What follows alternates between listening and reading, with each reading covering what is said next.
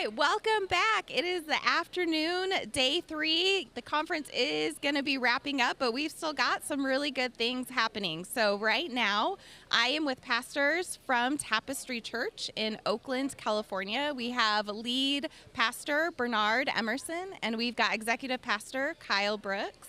And they're going to tell us a little bit of their story and how they came to be Tapestry Church. So if you could first maybe start out and just give us a little bit about each of you, and then we'll kind of dive into why you're here. Yeah. Well, I'm Bernard Emerson, pastor of Tapestry Church. Married for, it'll be 36 years in December. Oh, congratulations. Yes, thank you.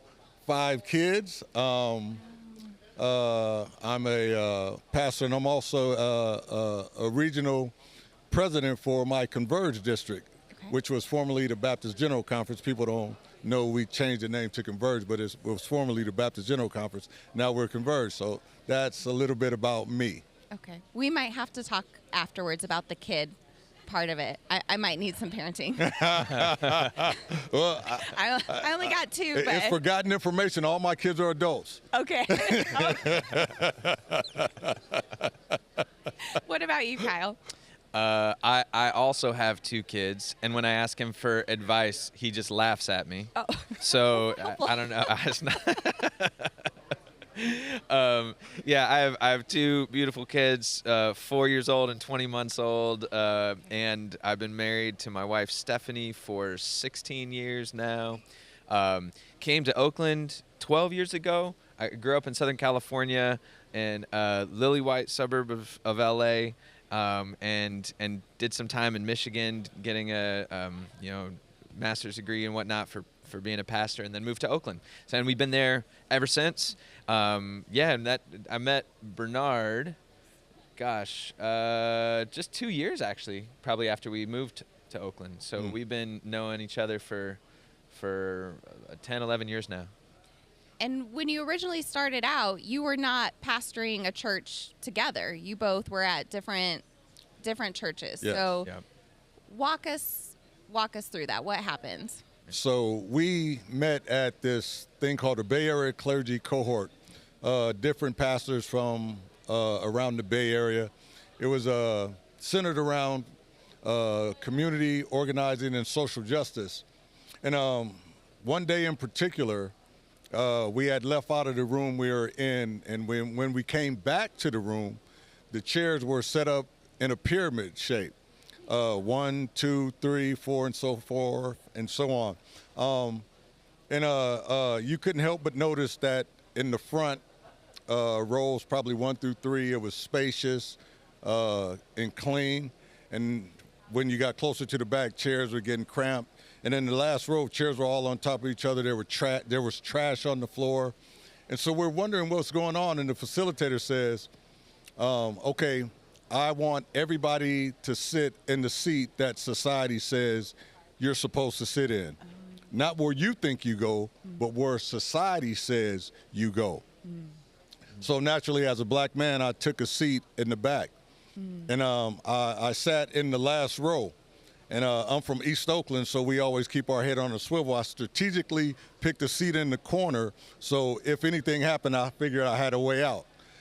Kyle, on the other hand, was talking while the facilitator was giving out instructions.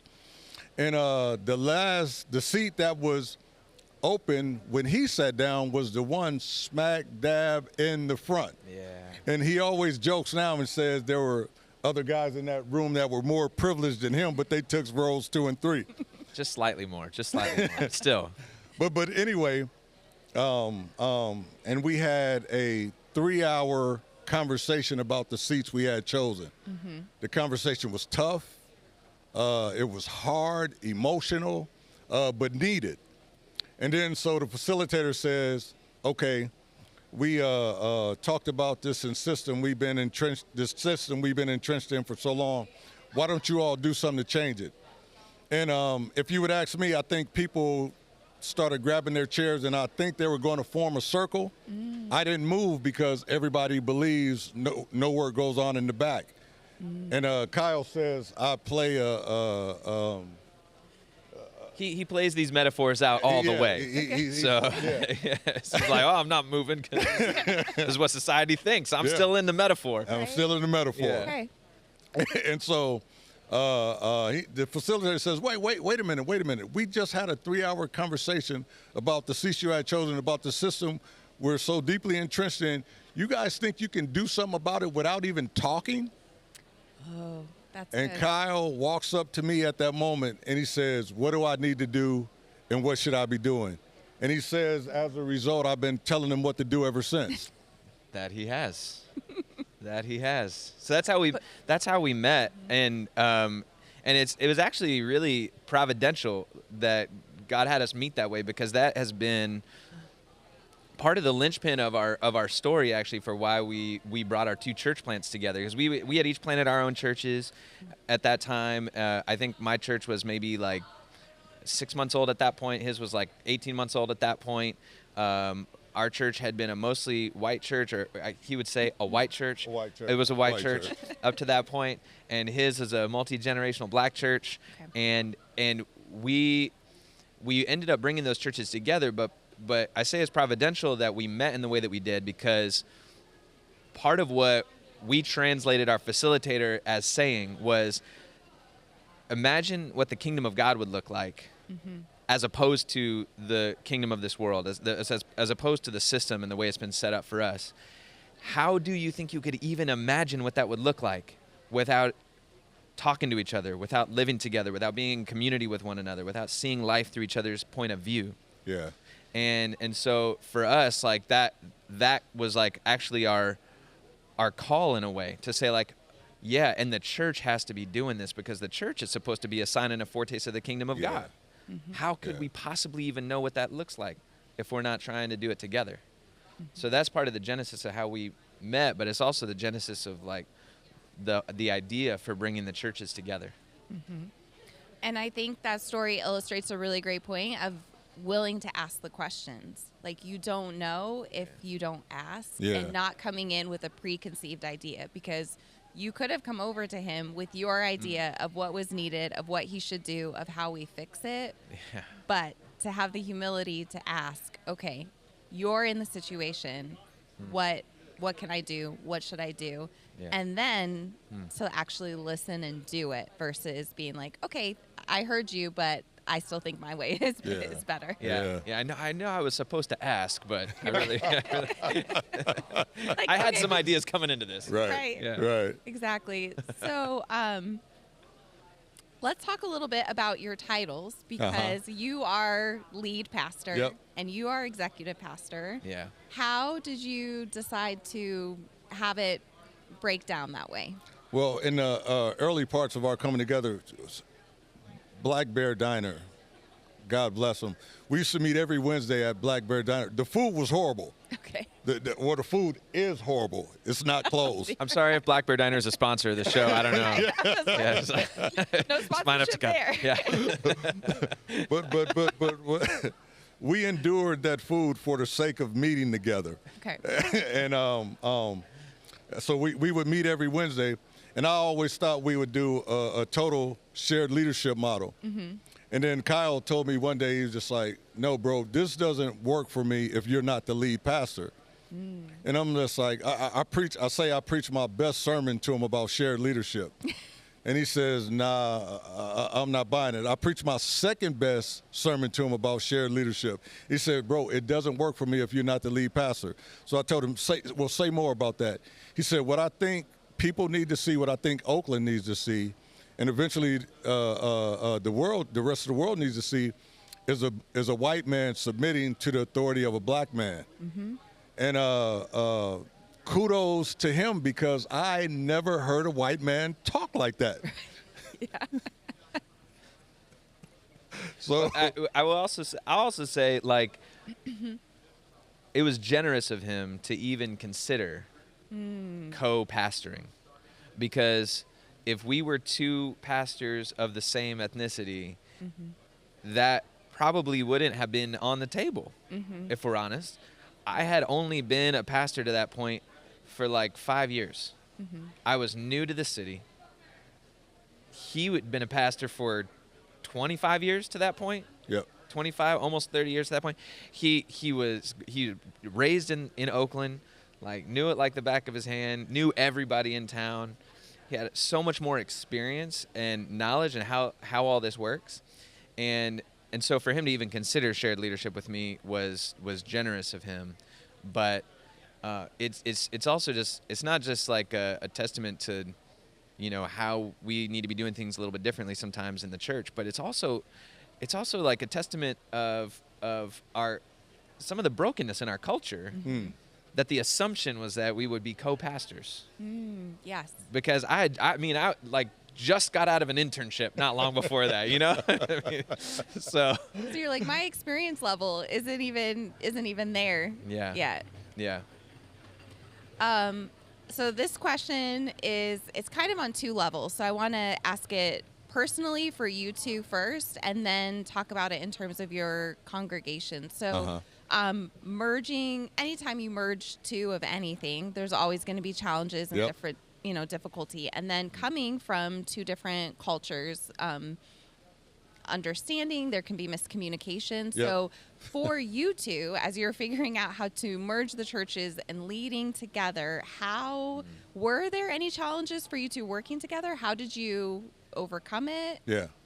So when we first came up or thought about the idea of merging the two churches, we took a long walk through the Laurel District of Oakland, and we call that date night. And at date night, we knew it would be challenges. So at date night, we committed to each other. And I said, man, if we're going to do this, we have to be better brothers than we are pastors. Okay. And better brothers means that whatever happens, agree, disagree, win, lose, or draw, we will always get up from the table as brothers, and nothing could ever change that. Nothing will ever change that. And black people get mad when I say this, but our brotherhood trumps my blackness. And that means if I'm more black than I am Kyle's brother, then we have a problem. Okay. And in turn, it trumps my whiteness too. It does. And so, but let me also say that as his brother, if I ever were to ask him in any way to give up his blackness, I would not be being his brother. Do you know what I'm saying? Yeah. Like I would never ever ask him to do that. So that's not. Yeah, that's not something that like he should ever have to choose between. Right. In our relationship. Yeah. So, and because we knew it would be problems. Yeah. And and the biggest problem, anytime you are mixing ethnicities, cultures, races, people, we always say at our church, give people grace, because sooner or later somebody is going to say something stupid or racist, and it might be you. Yeah. Okay. I would say like one of the times that was difficult for us was not long after we started the church. We were still figuring out how to communicate with each other. We were still figuring out how these new roles would sit, you know, what we would be doing. And I was experiencing like I was all like, all of a sudden like, man, I'm doing a lot. Like I'm doing all this work, and I sort of feel like he's pulling away a little bit. Like I sort of feel like he's not doing as much as he was doing, or like I don't know, but I'm starting to feel lonely in this, and I haven't felt that before. And I didn't bring it up to him for a while. I was talking to my therapist at the time, and he was like, he heard me out, and then he said, "Oh, okay, so have you told him that?" And I was like, "No." So you paid him all that money for him to ask you, did you tell me that? Yeah, well, it was money that was worth a lot, apparently, because I needed to do it. That sounds like money well spent. Okay. Money well spent, exactly. Thank you, Kylie. But anyway, I talked to him about it, and you know, just brought up, hey man, like I want to do this. I want to do this together. And like I'm starting to feel lonely, like you're pulling away from me a little bit. And what he said really surprised me, because I was worried. You know, I thought like, oh man, maybe he's going to be mad at me. Maybe he's going to think I'm overstepping, or like maybe he's doing a lot of work that I'm not seeing, and he's going to be like, well, what do you think I'm doing every day? You know? Yeah. But he responded incredibly graciously. We're standing out on Telegraph Avenue on the corner, and he's like, man, I'm glad you said that, because I've recognized that I've been pulling back a little bit, because I feel like you've been taking over a little bit, and like I'm worried you don't need me anymore. Oh, wow. Okay. And I'm like, bro, like, no, I need you so much. You know, white people always taking over. Yeah. No, but I'm just sitting here and just like, see, like when you give that example of just seeing how like the previous trauma or the previous hurt informs the way that we interact together. Yeah. And when we don't say anything, like both of you are looking at it through this lens. And so just the power of having the safety to be able to like vocalize. Yeah. Yeah, and ever since then, I mean, that moment, we were like, okay, we need to establish. Happen in our relationship. Yeah, we need to be upfront and honest any moment we feel any little thing. So we even had, for a season there, when we were before COVID, and we had like these routine staff meetings with one of our other associate pastors and another. We had this moment in our meeting every week that we called Tough Stuff. Okay. Just to surface it. So like it's because it's so hard to figure out the timing of that stuff sometimes. You know, it's like, oh, we just had this wonderful meeting about all this stuff. Is this the time when I bring up the hard thing? Right. You know, or like we're just having lunch. Like, is this the time? It always feels hard. So we're like, we just need to create space where it's like, this is the time. If there's tough stuff, we bring it up. That's really good. I'm gonna have to like go back and listen so I can like take notes on this. I'm like, that is a good idea, because just even good life advice. I feel like any relationship benefits from that, even when you're not trying to do the intercultural. Yeah. Yep. Oh yeah. I should do this with my wife. I mean that's what I was thinking. It was like marriage advice right here. This is good to know. Okay, so that was kind of focusing on you two, you know, figuring this out. Now you're leading a congregation into this merge. How did you guys do that? Well, the first thing we did, we were reading a book. We had got this book on mergers. Okay. And we started reading the book, and it was like, we should be pulling the trigger in 6 months. Oh. And I'm just like, lose all your momentum if you're not done in 6 months. And I'm just like, we're not there. So we threw that book away. Okay. And then we started reading another book that said we should be pulling the trigger in a year. Okay. And I'm like, we're not even here. Okay. So let's just throw this book away and just take our time doing this. Yeah. So this is fun. And the first thing we did when we before we merged our two churches is we had a funeral for our two separate churches. Okay. And the week before our launch service as Tapestry, we had a funeral for the church that I had planted and the church that he had planted. Oh wow. Okay. In part because, like, I mean, we had done all that, so it took 2 years. Yep. From the time we were talking about it with our churches, like, hey, we're going to merge, to the time that we actually did the thing. And so the time launch day happened, it was 2 years. And the week before we did this funeral, because we realized, like, we're carrying some grief into this. Yes. And so are our people. Like, our people didn't join Tapestry. Yes.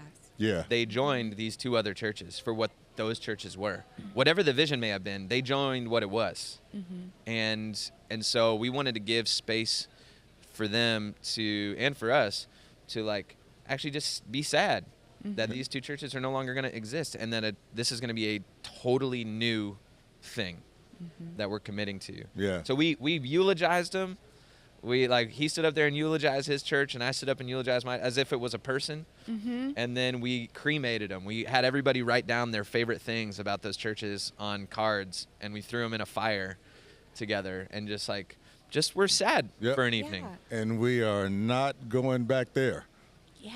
Yeah. But I love that you created a space for lament and for grief, because Yeah. I think especially in the American Christian context, that part often gets overlooked or skipped. And Yeah. it's just like on to the new, next, bigger, best, better thing. Yep. And we don't take time to grieve. Yep. Yeah. Yeah, so much of I think in churches especially are susceptible to this, and church plants especially, because we're so attuned to momentum. Mm-hmm. And Yeah. you know, there's a feeling that if you're not like, and I think we had it too, like we're a little concerned about it. Like if this isn't all positive and all exciting and all, Right. then we're going to lose momentum. And some people are going to fall off. Some people are, oh, this is sad. I don't want to do it. Mm-hmm. But and that's a real possibility actually. But I think that the flip side of it that we were worried about or more concerned about was, what if we don't give people space to Right. grieve? Mm-hmm. Right. Then they're still going to carry it, but they're going to carry it into the new thing. Right. And it's going to come out sideways. Mm-hmm. It's going to come out in anger, or it's going to come out like, oh, all of a sudden they're just gone. And we're like, where'd you go? You know, and it's like, because actually they're just grieving, Yeah. but they never had space to do it. So for other pastors who are in this work and who may be thinking about doing something similar to what you guys have done, do you have any practical maybe advice, or even just maybe an example of like a challenge that you encountered in the church and how you were able to move through it in a way that, you know, was reconciling? Yeah, I would say covenantal partnerships. I think, well, the glue that has held us together has been our relationship. Kyle is my brother, and we committed to each other to do this. Tapestry could fold tomorrow. You know what? We'll still be brothers. Yeah. Tapestry could be successful or whatever that means tomorrow, and we'll still be brothers. So nothing will ever change that. And I think the fact that we committed to each other in that way is our secret sauce, if you will. Mm-hmm. Yeah. I think another thing to highlight, and a question that we sometimes get is like, what are some of the hardest things that you talked through in the process of coming together, and how do you work through those things? One of the things that was really hard for us was baptism, Oh, okay. because I grew up Presbyterian. You sound very interested. Yeah. Yeah, I have literally been having conversations about baptism Okay. yesterday evening, this morning, Oh. and with a Presbyterian pastor. Uh-huh. And so, yes, I like keep going. I'm Okay. intrigued. There's a thread here. there is a thread. I'm like, okay. So I come from a Reformed tradition. So we baptize babies. Yes. We don't typically baptize people a second time if they didn't feel like the first one took, or if they got baptized as a baby and they thought, oh, now I disagree with that. And Baptists, Oh, you're coming from the don't Baptist do either of those things. Baptist tradition. Yes. Okay. Yeah. Okay. Yes. So Wow, yeah, okay. so we had to really work through that. We had to really work through that. It was a 6-month thing where, like, We gave each other our books, Books. and we're like, maybe if he reads this one. right. And I'm trying to win him over to my side. He's trying to win me over to his side. And it even came to a point where we were just like, hey, man, looks like this is not going to work. Man, we're still brothers. Yeah. So we pressed pause, actually at a certain point, but then in the midst of that pause, we were talking on the phone. I remember where I was when we were talking about this. I was walking around Lake Merritt in downtown Oakland, and I remember us coming to this realization that there is no place in Scripture that says baptism ought to divide us. Right. There is, however, Yeah. Ephesians 4, where baptism is amongst the many things that Paul says we are one in. Right. There's only one practice. Yes. And that one practice is baptism. So there was a part of us that was like, how could we do this together? But then the other part of us going like, it feels really disobedient in a way for baptism to be the thing that keeps us separate. Because Paul says you have one baptism. Yes. Yeah. And so then the question became, well, why couldn't we do it? Why couldn't we merge even with these different understandings of baptism that are deeply held? Because the only thing that would have happened, I would have been in East Oakland practicing believers baptism, and you would have been downtown baptizing babies. Yep. And we would have been like, God bless you. Good. Like, great. I'm so happy people are joining your church and it's growing, and like we're all family in Christ in different rooms. Right. You know? And we realized, well, why can't we just do this in the same room? What's stopping us? Yeah. And there was really a sense of like, oh, maybe we're covering ourselves a little bit, you know, whether it's with our like denominational or network or like whether it's with God, you know, and sort of like, well, like we didn't do it that way, you know, like, but then that's a version of Christianity where the goal is to not get it wrong. Yeah. Instead of living in grace. Yep. Yeah. And so we realized like, man, maybe we could just work out the practical difficulties that we will encounter with two pastors that have different understandings of baptism and how we could pastor people through this together. And it actually wasn't that hard. No, it wasn't. It wasn't. Wow. And I'll let you in on a little secret. Yeah. I did baptize my nephew. Okay.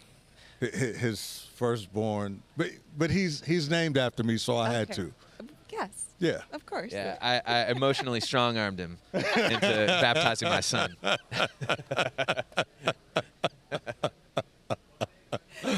when I did it, I was just like, I don't normally do this. No. But that is a beautiful picture, though, and I think it's just inspiring for where I think the church can be, like just that hope of like, because there's lots of things that divide us, and especially then, you know, the different denominations, but like, no, we do have oneness in Christ. And when we come back to that oneness and that's the focus, I think it just, everything else becomes, I don't want to say maybe less important, but it just like how you prioritize, it just changes the priority of it. So that's really, right. it's encouraging. Right now, it's an interesting time in our culture, in the politics and everything that's happening. And you have a diverse congregation that is probably being affected differently by the things that are happening in the news, and especially being in California, there's been a lot that's been going on there. Can you talk a little bit about how you are navigating that, and maybe carefully? Okay, and maybe even some encouragement to the other pastors out there. Yeah. Man, that's a big question. One of the things that's been really interesting about this season, using onward, it's been a season where, you know, as pastors, I think when we're on the same page on this, like, our faith is a public thing.